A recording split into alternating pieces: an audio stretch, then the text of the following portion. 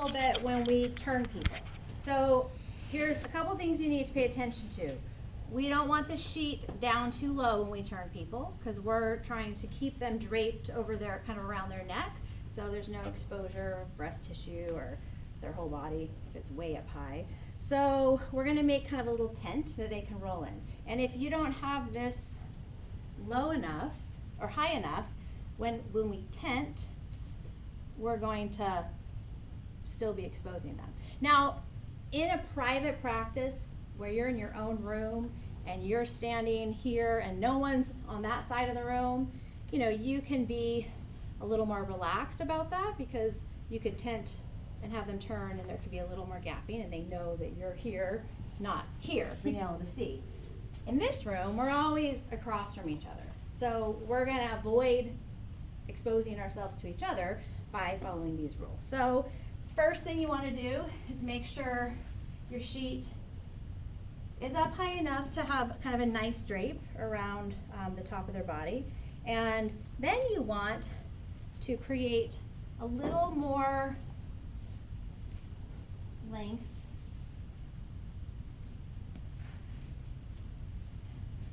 So we're gonna be on, we're gonna have more length on the opposite side from where we are. And then we're going to pin with our leg the sheet on this side. Then we're gonna reach over and we're gonna create this tent and we're gonna give our client the directions that when I'm gonna have you roll over by bringing this shoulder up and over towards me and scooting down so your head's onto the table. Okay. And I'm just kind of watching to make sure, and I'm kind of coming down with them a little bit because if you stay up here, they'll end up like that. And I mean, it's not horrible if you're practicing and that happens, but kind of just follow along. But what we don't want is just to be up high. We want to see how it stayed draped kind of around his neck and shoulders as he turned and moved down. That's what we're going for. Then once he gets down here, we can kind of straighten out. Now, watch me pull the sheet. I'm watching the sheet towards his abdomen, and that's as far as I'm gonna go. Remember how I said, feels pretty unsafe to all of a sudden have the sheet dragging, even if you know you're not gonna pull it too far. As a client, you're like, why is the sheet going, ooh? So, and I don't need it that low anyway. So let's make sure when we situate our sheet that we're just being mindful. We're just kind of straightening it out, and then we can come up here, kind of get it folded. The general rule, like we're not going to be doing neck demoing for a while, but when we kind of get to the neck and shoulders, is that you can bring the sheet down, kind of like to the axillary line, right? So where your armpit starts. So it would be about there. Do you let them know that you're gonna do that ahead of time? That I'm gonna move the sheet? Mm-hmm. Like as the communication and courtesy of just like. I mean, I don't, but I right now mainly only work on really, I mean, I don't see new people anymore. So, but it would just depend. It would depend. I mean, it's not a bad idea to be over the top and checking in about things, but flip side is if you're checking in about every little thing, it kind of shows that you're a little uncomfortable too. So there's a balance. So usually if it's time to work on the neck and they know you're like on the face cradle out of the way and you're sitting down and you're kind of situating it where you want it to be, that's like appropriate and not really necessary to give any more communication other than you could say, oh, I'm going to do some neck work now, and that'll include some of your upper pecs and shoulders and maybe that level of checking in. Sometimes if women have really a lot more breast tissue, then you have to just pay attention to that. That's going to kind of be your line. Most of us know, like when you lay back, they can go different directions, right? Mm-hmm. So if they're all of a sudden up here, then your line's going to be there. It's going to be where that breast tissue, and you know, breast tissue is, by state definition, it's not even that clear.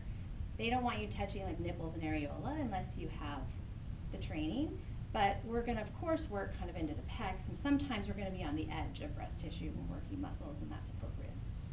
But we're not gonna do arm draping yet, so we're not gonna worry too much about that other than just having it where it's comfortable for your client and they're kind of warm.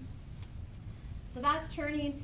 Now if I had been doing his back and had worked on his legs already and had a bolster in, I'm gonna remember to take that bolster out before I turn. It's super easy to remember bolster, so person on the table, please just remind your client, oh, the bolster's still in, so we can just keep getting into the habit of always taking it out.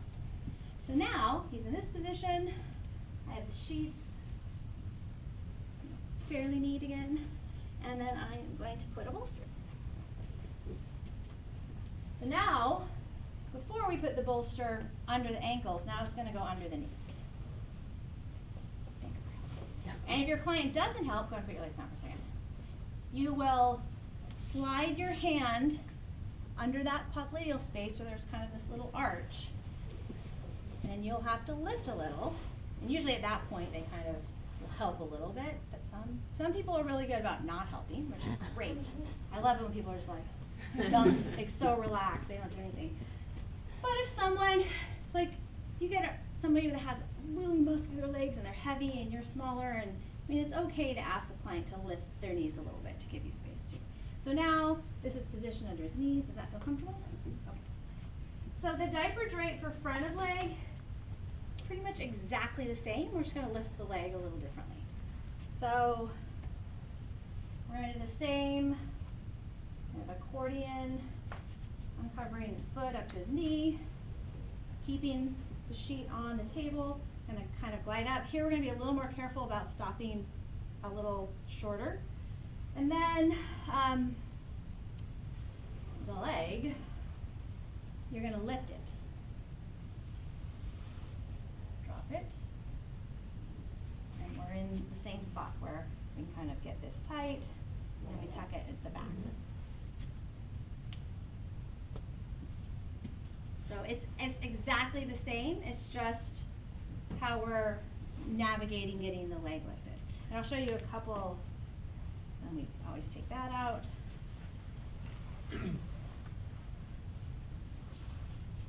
And you don't have to lift their leg super far up, so I'm just gonna show you a couple ways you can do that. So some people like to lift, they come, I don't think it feels really good to be right under the knee, so I'm kind of like right here at the, just proximal to the popliteal space. So you can either do what I did, which is kind of lift like this, kind of use your body. What happens is when you lift someone's leg, unless they engage, they usually will kind of externally rotate their hip. So you can kind of hold it, slide.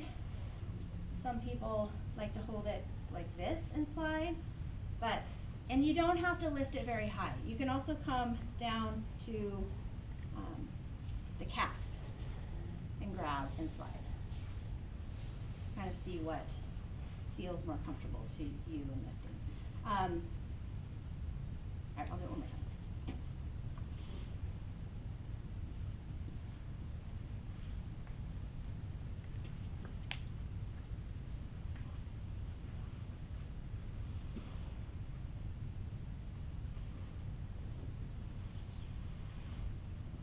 We're still getting that long, straight line. This sheet's about at his waist now.